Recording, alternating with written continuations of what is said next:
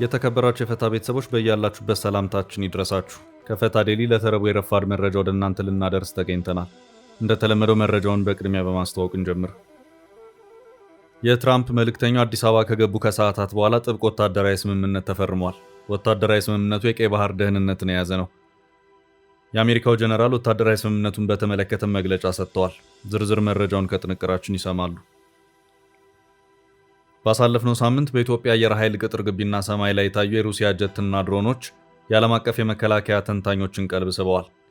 ሩሲያ ለኢትዮጵያ እንደሸጠች የተረጋገጡት የአክ-130 ጀቶችና ኦሪዮን ድሮን ከሽያጭ በላይ ሞስኮ ለምዕራባውያን መልእክት የሰደደችበት ነው ተብሏል። መረጃውን ይዘናል። የኤርትራው ፕሬዝዳንት ኢሳያስ አፈወርቂ የተሳተፉበት ጉባኤ በአዲስ አበባ ሊካሄድ ነው። ይህ ጉባኤ በፈረንጆቹ አቆጣጠር በ2024 ከዚህ ቀደም በጣሊያን ሮም በተካሄደበት ወቅት ብዙም የምዕራቡ ዓለም ጉዞ የማይቀናቸው ኢሳያስ በሮም ተገኝቶ የነበረ መሆኑ የሚታወስ ነው። አሁን ይህ ጉባኤ በሁለተኛው ዓመቱ ወደ አዲስ አበባ ተዘዋውሯል። ከ15 ቀናት በኋላም ይካሄዳል። ጥንቅራችን በዚሁ ዙሪያ የሚያደርሳችሁ ዕለታዊ መረጃ አለ። የአውሮፓውያን 2026 ዓመት ከገባ አንድ ወር እንኳን አልሞላውም። ታዲያ ኢትዮጵያ ላይ የውጭ ዲፕሎማቶች ርብርብ ሲያካሂዱ ተመልክተዋል። በወሩ የ6 ሀገራት ከፍተኛ ዲፕሎማቶች ወደ ኢትዮጵያ መጥተው አዲስ አበባ ረግጠው ዲፕሎማሲያዊ ተልዕኳቸውን ከውነዋል። በኢትዮጵያ የበረታ የውጭ ዲፕሎማቶች ርብርብ የምንለዋለን። የአፍሪካው ቀንድ ጂኦፖለቲካ መገፋፋትና ፍትጊያ እንደቀጠለ ነው። በሳውዲና የተባበሩት አረብ ኤምሬትስ መካከል እየታየ ያለው ወታደራዊና ፖለቲካዊ ፍትጊያ ኳታርን ወደዚሁ ስበት በማስገባት ከአፍሪካው ቀንድ እየተገፋች ያለችውን የተባበሩት አረብ ኤምሬትስን እንድትተካ እየተደረገ ይገኛል። የእስራኤልን በሶማሊላንድ መገኘት አዲስ የኃይል አሰላለፍን ፈጥሯል። በዚሁ ዙሪያ የሱዳኑ ጀነራል አብዱልፈታህ አልቡርሃን ኳታር ዶሃ ላይ እየመከሩ ነው። በጥንቅራችን በዕለቱ ከተያዙት መረጃዎች መካከል ነው። ከኤርትራው ናቅፋ ስርጭትን ተከትሎ መነጋገሪያ ሆኖ በቆየው ትግራይ ክልል ከጥሬ ብር እጥረት ጋር በተያያዘ ይፋ የሆነው አዲስ መረጃ ልዩ ትኩረት ስቧል። ኤቲኤም ማሽኖች ከስራ ውጭ በመሆናቸው በአራጣ አበዳሪዎች እጅ በሚሊዮኖች የሚቆጠር ገንዘብ እየተንቀሳቀሰ ነው። መረጃው ዝርዝር አለው። እስከ ፍጻሜው አብራችሁን ቆዩ። የምንለቃቸው ዕለታዊ ትኩስ ዜናዎች እንዲደርሷችሁ ላይክ፣ ሼር፣ ሰብስክራይብ ማድረግ እንዳትረሱ። በተደጋጋሚ ገንብቶ በማስረከብ በደንበኞቹ የተመሰከረለት ዳኮርድ ሪል ስቴት አሁን ደግሞ በመሃል አዲስ አበባ ጀሞ አንድ የሚገኘው ሳይት ላይ ግንባታ ሂደታቸው 40 በመቶ የደረሱ በአንድ ዓመት ብቻ የሚረከቧቸውን አፓርትመንቶች ከ70/30 የባንክ ብድር ጋር አቀረበላችሁ። ባለ 1 መኝታ 80 ካሬ፣ ባለ 2 መኝታ 110 እና 118 ካሬ ከ623200 ብር ቅድመ ክፍያ ጀምሮ እስከ 1 ሚሊዮን ብር ከሚደርስ ልዩ ቅናሽ ጋር ይዞላችሁ ቀርቧል። ለበለጠ መረጃ 0911057674 ወይም 0926930578 ይደውሉ። ዳኮርድ በልዩነት የተገነባ።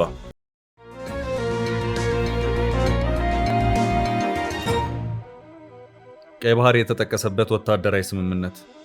ጥብቅ ወታደራዊ ስምምነት ተፈርሟል። ወታደራዊ ስምምነቱ የቀይ ባህር ደህንነትን የያዘ ነው። ስምምነቱን የፈረሙት የትራምፕ መልእክተኛን ተከትለው ኢትዮጵያ የመጡት የአሜሪካ የአፍሪካ እዝ አዛዥ ናቸው። የመከላከያ ሚኒስትር አይሻ መሐመድ የአሜሪካ የአፍሪካ እዝ አዛዥ ጀነራል ዳግቪን አር.ኤም አንደርሰንን በቢሮአቸው ተቀብለው ካነጋገሩ በኋላ የጋራ መግለጫ ሰጥተዋል። ትላንት አመሻሹን አይሻ በሰጡት መግለጫም ሁለቱ ሀገራት ከዚህ በፊት የቆየ ግንኙነት እንዳላቸው ጠቅሰው አሁን ላይ እያደገ የመጣውን ከፍተኛ የዲፕሎማሲና ወታደራዊ ግንኙነት ወደ ላቀ ስትራቴጂካዊ የሥራ አጋርነት በማሳደግ የሁለቱን ሀገራት እኩል ተጠቃሚነት ለማረጋገጥ መስማማታቸውን ተናግረዋል። በተጨማሪም በሰላምና በጸጥታ ጉዳዮች በጋራ ለመስራት መግባባት ላይ መድረሳቸውን ገልጸው የሁለቱንም ሀገራት ብሔራዊ ጥቅም ለማስጠበቅና ሽብርተኝነትን በጋራ ለመዋጋት ከስምምነት ላይ መደረሱን ተናግረዋል። የዩናይትድ ስቴትስ የአፍሪካ እዝ አዛዥ ጀነራል ዳግቪን አር.ኤም አንደርሰን በበኩላቸው የኢትዮጵያ አየር ኃይል 9ኛ ዓመት የምስረታ በዓልን ለማክበር ወደ ኢትዮጵያ መምጣታቸው ታሪክን ለማሰላሰልና የወደፊት ትብብርን ለማጠናከር ትርጉም ያለው አጋጣሚ እንደሆነ ገልጸዋል። ጀነራል ዳግቪን አንደርሰን በአፍሪካ ቀንድ ቀጠና እንደ አልሸባብና አይሲስ ያሉ የጋራ የሽብር ስጋቶች መኖራቸውን ጠቅሰው በተለይ በቀይ ባህር አካባቢ ቀጠናውን ለማናጋት የሚደረገው የሁቲዎች እንቅስቃሴም አሳሳቢ መሆኑን አንስተዋል። እነዚህን የደህንነት ስጋቶች በአስተማማኝ ሁኔታ ለመመከት የሁለቱ ሀገራት ቅንጅትና ወታደራዊ ትብብር ወሳኝ መሆኑን አጽንኦት ሰጥተዋል። አክለውም የኢትዮጵያ ጉብኝታቸው በኢትዮጵያ አየር ኃይል አከባበር ላይ ለመገኘትና ለመሳተፍ ብቻ ሳይሆን በኢትዮጵያና በዩናይትድ ስቴትስ መካከል ያለውን የረጅም ጊዜ ግንኙነት እንደገና ለማየትም እድል እንደሰጣቸው በመግለጫቸው ላይ ጠቁመዋል። በተለይም የጋራ ቀጠናዊ ደህንነት ተግዳሮቶችን ለመፍታትና የአጋርነት እድሎችን ለመጠቀም እንዲሁም የሁለቱን ሀገሮች ግንኙነት እንደገና ለማጠናከር ትልቅ አጋጣሚ መፍጠሩን መናገራቸውን ከመከላከያ ሰራዊት የተገኘው መረጃ ያመለክታል። ቀደም ሲል የአሜሪካ ምክትል ውጭ ጉዳይ ሚኒስትር ክሪስቶፈር ላንዳውና የአሜሪካ አፍሪካ እዝ አዛዥ ጀነራል ዳግቪን አንደርሰን በኢትዮጵያ አየር ኃይል የተዘጋጀውን ዓለም አቀፍ የአቪዬሽን ኤክስፖ መጎብኘታቸው መዘገቡ አይዘነጋም። ይህ በእንዲህ እንዳለ የአሜሪካው ምክትል ውጭ ጉዳይ ሚኒስትር ክሪስቶፈር ላንዳ ኢትዮጵያ ከመምጣታቸው በፊት በግብጽ ጉብኝት ነበራቸው። ምክትል ውጭ ጉዳይ ሚኒስትሩ በካይሮ በነበራቸው ቆይታ ከግብጽ ውጭ ጉዳይ ሚኒስትር ባድር አብደል አቲ ጋር ተገናኝተው ተወያይተዋል። የሁለቱ ዲፕሎማቶች ውይይት ያተኮረው በታላቁ የኢትዮጵያ ህዳሴ ግድብ፣ በሱዳን የእርስ በእርስ ጦርነት፣ በአፍሪካ ቀንድ ሰላምና በጋዛ ተኩስ አቁም ስምምነት ላይ እንደሆነ ተዘግቧል። ከላንዳው የአፍሪካ ጉዞ ጥቂት ቀናት አስቀድሞ የአሜሪካው ፕሬዚዳንት ዶናልድ ትራምፕ ኢትዮጵያና ግብጽ በታላቁ የህዳሴ ግድብ ምክንያት የገቡበትን ውዝግብ ለመፍታት እንደሚሹ ማስታወቃቸው አይዘነጋም። ትራምፕ ባለፈው ሳምንት በስዊዘርላንድ ዳቮስ በተካሄደው የዓለም የኢኮኖሚ ፎረም ጎን ለጎን ከግብፁ ፕሬዚዳንት አብዱልፈታህ አልሲሲ ጋር ተገናኝተው በተወያዩ ጊዜም ይህንኑ አስተጋብተዋል።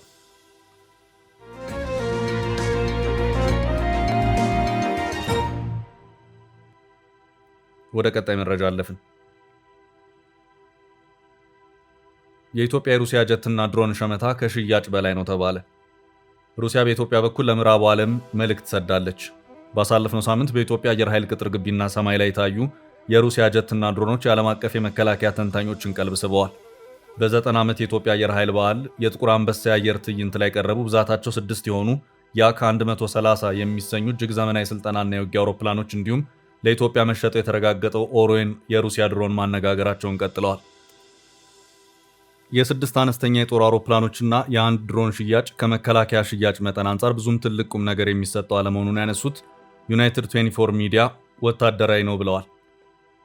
ሩሲያ አራተኛ ዓመቱን እየተጠጋ ባለው የዩክሬን ጦርነት ከደረሰባት የኢኮኖሚና ንግድ መገለል ማገገሟን አሁን አቅሟን አስጠብቃ አማራጭ ሆና መምጣቷን ለምዕራባውያን ያሳየችበት ነው ሲሉ ተንታኞች ገልጸዋል።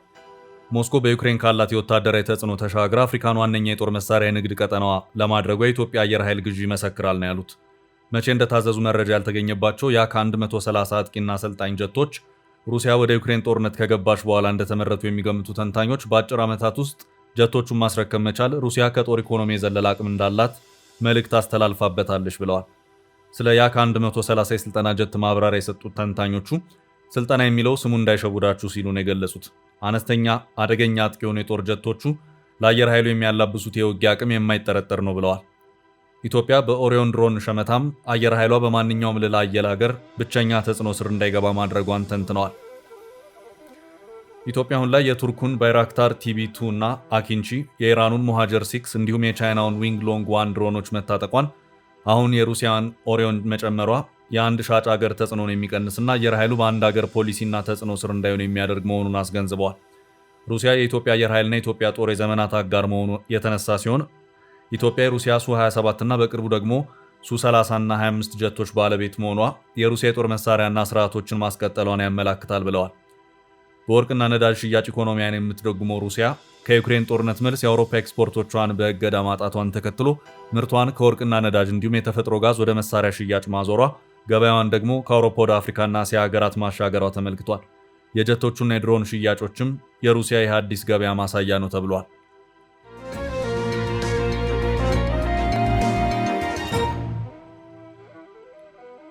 ወደ ቀጣይ መረጃ ተሻገር።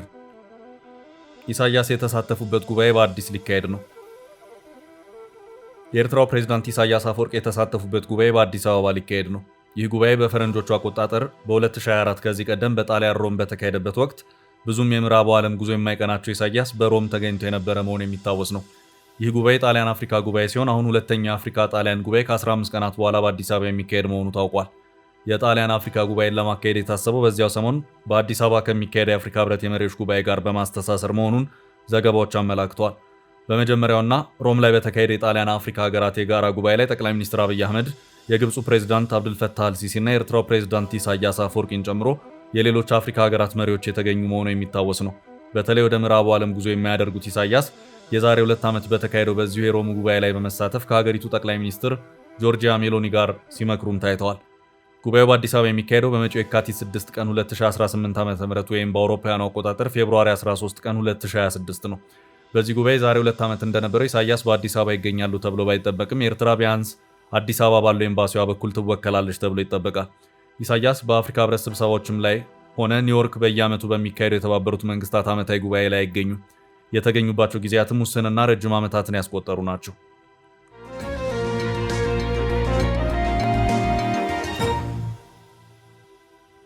ወደ ቀጣይ መረጃ አለፍን። የተባበሩት አረብ ኤምሬትስን እግር በእግር እየተከታተሏት ነው። የአፍሪካው ቀንድ ጂኦፖለቲካ መገፋፋትና ፍትጊያ እንደቀጠለ ነው። በሳውዲና የተባበሩት አረብ ኤምሬትስ መካከል እየታየ ያለው ወታደራዊና ፖለቲካዊ ፍትጊያ ኳታርን ወደዚሁ ስበት በማስገባት ከአፍሪካው ቀንድ እየተገፋች ያለችውን የተባበሩት አረብ ኤምሬትስን እንድትካተት እየተደረገ ይገኛል። በቅርቡም የተባበሩት አረብ ኤምሬትስ ከሶማሊያ እንድትወጣ ከተደረገ በኋላ በሳውዲ አመቻችነት እግር በእግር ኳታር ወደ ሶማሊያ እንድትገባ የተደረገ መሆኑ የሚታወስ ነው። አሁን ደግሞ ይኸው ትንቅንቅ ወደ ሱዳን አምርቷል። ሶማሊያን ማዕከል ያደረጉት ግብፅ፣ ቱርክና ሳውዲ አረቢያ ኳታርን ወደዚሁ ክበብ በመሳብ አስገብተዋል። የእስራኤል ለተገንጣዩ ሶማሌላንድ እውቅና በመስጠት ከራስ ገዟ ጋር ጠንከር ያለ ግንኙነት መፍጠር አራቱ ሀገራት የኃይል አስተላለፋቸውን በአንድ አቅጣጫ እንዲያደርጉ አድርጓቸዋል። የተባበሩት አረብ ኤምሬትስና እስራኤል ደግሞ ማዕከላቸውን ሶማሊላንድ አድርገው በሌላ አንጻር ቆመዋል። ይኸው ሶማሊያና ሶማሊላንድን ማዕከል አድርገው የሚታዩ የእነዚሁ ሀገራት ፍትጊያ አሁን ደግሞ በሳውዲ አስተባባሪነት ወደ ሱዳን አምርቷል። ከወራት በፊት ወደ ሳውዲ ሪያድ አምርተው የነበሩት የሱዳኑ አንደኛው ተፋላሚ ጀነራል አብዱልፈታህ አልቡርሃን በትላንትናው ዕለት ወደ ኳታር ዶሃ ያመሩ መሆኑን የሱዳን ትሪቢዩን ዘገባ አመልክቷል። በሱዳን በሁለቱ ጀነራሎች አብዱልፈታህ አልቡርሃንና ጀነራል መሐመድ ሐምዳን ዳጋሎ ጦር መካከል እየተካሄደ ባለው የተባበሩት አረብ ኤምሬትስ የጀነራል መሐመድ ሐምዳን ዳጋሎን ፈጥኖ ደራሽ ጦር እስከ ድሮን አቅርቦት በደረሰ ወታደራዊ አቅርቦት እያገዘች ነው በሚል ክስ ይቀርብባታል። በዚህም ክሱን የሚያሰሙት ጀነራል አብዱልፈታህ አልቡርሃን ጉዳዩን እስከ ተባበሩት መንግስታት የጸጥታው ምክር ቤት ድረስም ወስደውት የነበረ መሆኑ የሚታወስ ነው። ሆኖም ምንም ያገኙት ውጤት አልነበረም። በመሃል ሳውዲና የተባበሩት አረብ ኤምሬትስ የመን ላይ ተጣሉ። የመን ልክ እንደ ሱዳን ሁሉ በእርስ በእርስ ጦርነት ውስጥ ያለች ሀገር ናት። የመን የሳውዲ ጎረቤት መሆኗ በሀገሪቱ የሚከናወኑትን እያንዳንዳቸውን ጉዳዮች በጥብቅ ከመከታተል ጀምሮ እስከ ወታደራዊ ጣልቃ ገብነት ድረስ የዘለቀ እርምጃ ውስጥ እንድትገባ ያደረጋት መሆኗ አይዘነጋም። በዚህ መሃል ግን የተባበሩት አረብ ኤምሬትስ በየመን በነበራት ጦር አማካይነት የየመን ተገንጣይ አማጽያንን እየደገፈች ነው የሚለው ውዝግብ መነሳቱ በሁለቱ ሀገራት መካከል ውጥረት እንዲፈጠር አደረገ። በሳውዲም ጫና የተባበሩት አረብ ኤምሬትስ ጦር በአፋጣኝ የመንን ለቆ እንዲወጣ ተደረገ። ይህ በሆነ በሳምንታት ልዩነት በተመሳሳይ መልኩ በሳውዲ ጫና ሶማሊያ የነበረው የተባበሩት አረብ ኤምሬትስ ጦር ካምፑን ዘግቶ እንዲወጣ ተደረገ። አሁን ደግሞ በሶማሊያ የተባበሩት አረብ ኤምሬትስ ጦር ለቆ እንደወጣ ከሶማሊያ ጋር አዲስ ወታደራዊ ስምምነት ውስጥ የገባችው ኳታር የተባበሩት አረብ ኤምሬትስ ጋር የተፋጠጡትን የሱዳኑን ጀነራል አብዱልፈታህ አልቡርሃንን ኑና እንወያይ በማለት ዶሃ ድረስ የጠራቻቸው መሆኑን የሱዳን ትሪቢዩን ዘገባ አመልክቷል። ጀነራሉ በዶሃ ቆይታቸው ከኳታሩ ኤሚር ሼክ ታሚም ሐማድ አልጣኒ ጋር የመከሩ መሆኑን ዘገባው አመልክቷል።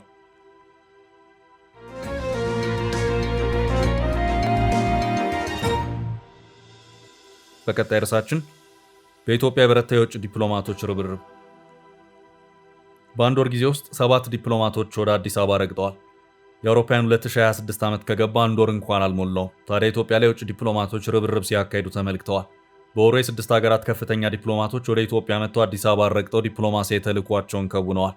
በትናንትናው ዕለት ወደ አዲስ አበባ የገቡት የአሜሪካ ምክትል የውጭ ጉዳይ ሚኒስትር ክሪስቶፈር ላንዳውን ጨምሮ ጀርመንና ቻይና ውጭ ጉዳይ ሚኒስትሮቻቸውን ወደ ኢትዮጵያ በወሩ እግር ማብዛት ታዲያ አዲስ አበባ የዲፕሎማሲ ትኩረት የቀጠናው ትኩሳት እምብርት መሆኗን ያመላከተ ነው። በወሩ የበዛ የዲፕሎማቶች እግር ማብዛት የተጀመረው በኦማኑ ሼክ ካሊፋ ቢን አልሃርቲን ሲሆን ዲፕሎማቱ የኦማን ምክትል ውጭ ጉዳይ ሚኒስትር ናቸው። የኦማኑ ሰው በአዲስ አበባ በፖለቲካ መግባባቶችና በባንክና ፋይናንስ ዘርፍ የትብብር ስምምነት ፈርመው ተመልሰዋል። ቀጥሎ ጃንዋሪ 6 ላይ መጡት የኤምሬቱ ሻክቡት ቢን ናህያን አልናህያን ሲሆኑ የተባበሩት ኤምሬቶች ምክትል ውጭ ጉዳይ ሚኒስትር ናቸው። የኤምሬቱ ዲፕሎማት ጉብኝት ከሱዳን ግጭትና ውጥረት ጋር የተገናኘ ስለመሆኑ ተገልጿል። በንጋታው ጃንዋሪ 7 ወደ አዲስ አበባ የመጡት ደግሞ ዋንጊ ሲሆኑ የቻይና ውጭ ጉዳይ ሚኒስትር ናቸው። በኢትዮጵያ ቻይና ዲፕሎማሲ ታሪክ የቻይና ውጭ ጉዳይ ሚኒስትር ወደ አዲስ አበባ ጉብኝት የ36 ዓመታት የሁለቱ ሀገሮች ዲፕሎማሲያዊ ልማድን የተከተለ ነበር። ዋንጊ በሶማሊላንድ እና ሶማሊያ ጉዳይ ከአዲስ አበባ ጋር መምከራቸው ይነገራል። በጉብኝታቸው የቻይና አፍሪካ ዓመት የህዝቦች ለህዝቦች ልውውጥን አሳውጀው ሄደዋል። ጃንዋሪ 12 ላይ ደግሞ የጃፓኗ ምክትል ውጭ ጉዳይ ሚኒስትር ኩኒሚትሱ አያኖ አዲስ አበባ ረግጠዋል። ከበርካታ ዓመታት ወዲህ ሚኒስትሯ የጃፓን ትልቁን የንግድና ቢዝነስ ተልዕኮ ይዘው ነበር የመጡት። በኢትዮጵያ ለጃፓን ኢንቨስተሮች ዴስክ ከፍተው ተመልሰዋል። በመቀጠል ጃንዋሪ 21 አንድሪስ ከራቢች የኖርዌይ ምክትል ውጭ ጉዳይ ሚኒስትር 4 ኪሎ ገብተው ሲነጋገሩ የጉብኝቱ ተልዕኮ የተባለው በአረንጓዴ ሌጋሲ ላይና በቀጠናው ሰላም ማስከበር ጉዳይ ላይ ለመነጋገር ነበር። ታዲያ የውጭ ጉዳይ ሚኒስትሮችና ምክትል ሚኒስትሮች በወሩ እንዴት ተከታትለው መጡ የሚለው ትኩረት ያጫረ ጉዳይ ነው። በኢትዮጵያ እየተካሄደ ያለው የኢኮኖሚ ማሻሻያ የሊበራላይዜሽን ሂደት የኤምሬትስም በብዛት የሚነሳበት ሳውዲን ጎትቶ ከሰሞኑ ያመጣው የሱዳን ግጭት ቀጠናውን የናጠው የእስራኤል ሶማሌላንድ እውቅናና ቁልፍ ጉዳዮች ለዲፕሎማቶቹ መደራረብ ዋነኛ ምክንያቶች ስለመሆናቸው ይገመታል።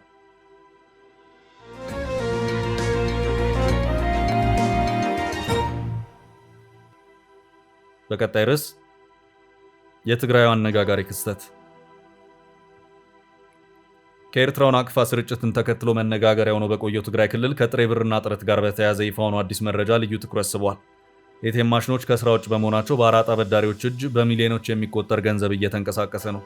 በትግራይ ክልል ሰሜናዊ ምዕራብ ዞን የኢትዮጵያ ንግድ ባንክ እንዳስላሴ ሽራ ዲስትሪክት በጥሬ ብር እጦት እየተፈተነ ይገኛል። በከተማው የሚገኙ የኤቲኤም ማሽኖች በጥሬ ብር እጥረት ከስራ ውጭ ከሆኑ በርካታ ቀናት ተቆጥረዋል። የዲስትሪክቱ ደንበኞች ገንዘብ ለማውጣት ወደ ባንክ ሲገቡ የሚፈቀድላቸው ብር 2000 እንደሆነ ገልጸዋል። በመቀሌ የሚገኙ የንግድ ባንክ ቅርንጫፎችም ለአንድ ጊዜ የሚፈቀደው የጥሬ ገንዘብ ወጪ ከ50,000 ብር ወደ 10,000 ዝቅ አድርገውታል። በተለያዩ መንገዶች ከባንክ ወጥቶ በግለሰቦች እጅ ከሚገኝ በቢሊዮኖች የሚገመት ብር ከሂሳብ ወደ ሂሳብ አዙሮ ካሽ ለመቀበል እስከ 5% ኮሚሽን እንደሚጠየቁ ቲክቫ በዘገባው አመልክቷል። በእንዳስላሴ ሽረ ዲስትሪክት ስር የሚገኙ የኢትዮጵያ ንግድ ባንክ ቅርንጫፎች አሁን ዋና ስራቸው ከሂሳብ ወደ ሂሳብ ማዘዋወር ብቻ ሆኗል በማለት አክለዋል አስተያየት ሰጪዎቹ።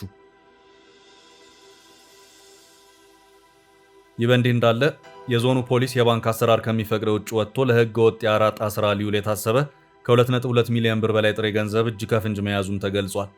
ግለሰቡ ከ3 እስከ 5% የሚደርስ ወለድ በመጠየቅ አራጣ ይሰጥ እንደነበር የገለጹት የከተማው ሰላምና ደህንነት ጽሕፈት ቤት ኃላፊ በተጠርጣሪው እጅ 2.2 ሚሊዮን ብር እንደተገኘም አስረድተዋል። የጽሕፈት ቤቱ ኃላፊ አቶ በሪሁ አይዳ ሲናገሩ በባንኮች ውስጥ ገንዘብ ባለመኖሩ የተነሳ ህብረተሰቡ ያጠራቀመውንና የተላከለትን ብር መጠቀምና ማውጣት አልቻለም ካሉ በኋላ በዚህ የተነሳ ህዝቡ አራጣን ለመሳሰሉ ችግሮች ሰለባ እየሆነ እንደሚገኝ አስታውቀዋል። ይሁንና አራጣ በህግም ሆነ በሃይማኖት የሚያስጠይቅ ኃጢአትና አሳፋሪ ድርጊት መሆኑንም ገልጸዋል። በሌላ በኩል በኢትዮጵያና ኤርትራ ድንበር ኮንትሮባንድ በመስፋፋቱ የኤርትራ መገበያ ገንዘብን አቅፎ ወደ ትግራዮቹ አዲግራትና አድዋ ከተሞች ድረስ በስፋት እየተሰራጨ መሆኑ መዘገቡ ይታወሳል።